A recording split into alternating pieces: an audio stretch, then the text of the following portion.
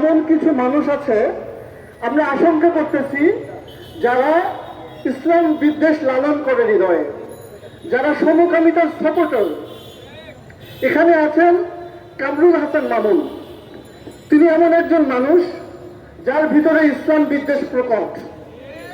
তিনি তাবলিগ জামাত করাকে কূপমণ্ডকতা মনে করেন।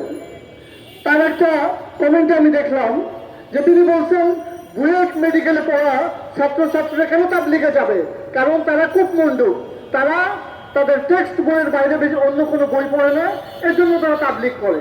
এই ধরনের ইসলাম বিদ্বেষে লালন করে সে এই কমিটির সদস্য। আমরা এর আগেও দেখেছি, যখন হোসিমিনদের নিয়ে কথা হচ্ছিল, ট্রান্সজেন্ডার নিয়ে কথা হচ্ছিল, তখন সে ট্রান্সজেন্ডারকে সাপোর্ট করে পোস্ট দিয়েছিল। তিনি একজন ফিজিক্সের টিচার, কিন্তু তিনি মেডিকেল বিষয়গুলোতে এমন অজ্ঞতাপূর্ণ মন্তব্য করছেন ট্রান্সজেন্ডার নিয়ে, যেটা বিজ্ঞানের সাথেই যায় না। যে রাজশাহী ভার্সিটির একটা ছাত্র, সে প্রথমে ইন্টারসেক্স ছিল, সে এরপরে তার ট্রান্সফরমেশন আসে, সে মূলত ছিল একটা ইন্টারসেক্স কমিউনিটির সদস্য। কিন্তু এই কামরুল হাসান মামুন তাকে ট্রান্সজেন্ডার মার্ক করে তাকে বলে যে এই হচ্ছে ট্রান্সজেন্ডার, এবং ট্রান্সজেন্ডারদের সফলতার অনেক গল্প আছে। তার মানে তারা ট্রান্সজেন্ডারদেরকে সাপোর্ট করে, তারা ট্রান্সজেন্ডার এই বিষয়টাকে, সমকামিতার বিষয়টাকে আমাদের সমাজে নর্মালাইজ করতে চায়।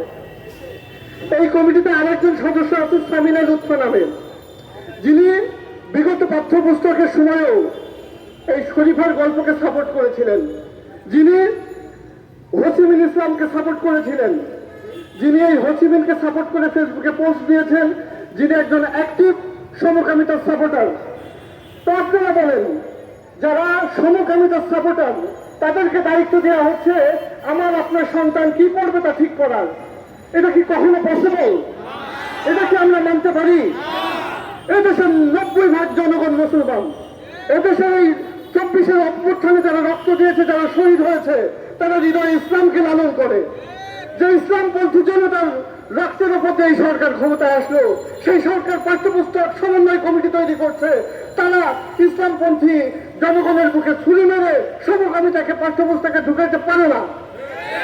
আমি মনে করি এই পাঠ্যপুস্তক কমিটির কাজের পরিধিতে লেখা আছে, তারা ঠিক করবে কোন ধরনের কন্টেন্ট গুলো সামাজিক, রাজনৈতিক, ধর্মীয় বিবেচনায় স্পর্শকাতর।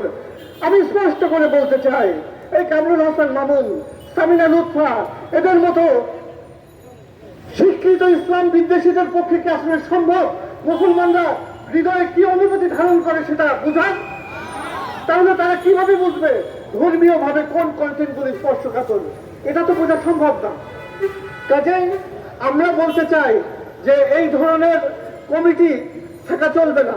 এই কমিটিতে যদি একজন আলেম থাকতেন, তিনি তো বুঝতেন যে কোন ধরনের কন্টেন্ট গুলো ধর্মীয় ভাবে স্পর্শকাতর। তিনি তো বুঝতে পারতেন যে কোন ধরনের কন্টেন্ট আসলে বাঙালি মুসলমানের মধ্যে তীব্র প্রতিক্রিয়া সৃষ্টি হবে। এজন্য আমাদের দাবি যে এই পাঠ্যপুস্তক সমন্বয় কমিটিতে ইসলামপন্থীদের অন্তর্ভুক্ত করতে হবে, আলেম সমাজের প্রতিনিধি থাকতে হবে, তৌহিদি জনতার প্রতিনিধি থাকতে হবে। যদি সেটা না থাকে, তাহলে আমরা স্পষ্ট ভাষায় বলে দিতে চাই, সামনে আমরা এনসিটিভি ঘেরাও করব, সামনে আমরা এনসিটিভি ঘেরাও করব। এখানে পতিতদশা ওলামা একরাম আছেন, দ্বীনি কমিউনিটির সদস্যরা আছেন, এখানে আছেন সুশীল সমাজের প্রতিনিধি, তারা আপনাদের সামনে কথা বলবেন, তারা এই উদ্বেগগুলোকে আপনাদের সামনে প্রকাশ করবেন, আপনারা এগুলো প্রচার করবেন।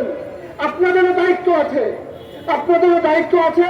আমাদের সন্তানদের ভবিষ্যৎ শঙ্কার মুখে, আমাদের সন্তানদের ভবিষ্যৎ যখন শঙ্কার মুখে, তখন আমরা চুপ করে বসে থাকতে পারি না। আপনি মিডিয়া কর্মী, আপনার সন্তান আছে, আপনার ছোট ভাই স্কুলে পড়ে, আপনি নিশ্চয় চাইবেন না আপনার ছোট ভাইকে তারা এই বিকৃত মতাদর্শে বগল ঘুরে করুক। তো আমি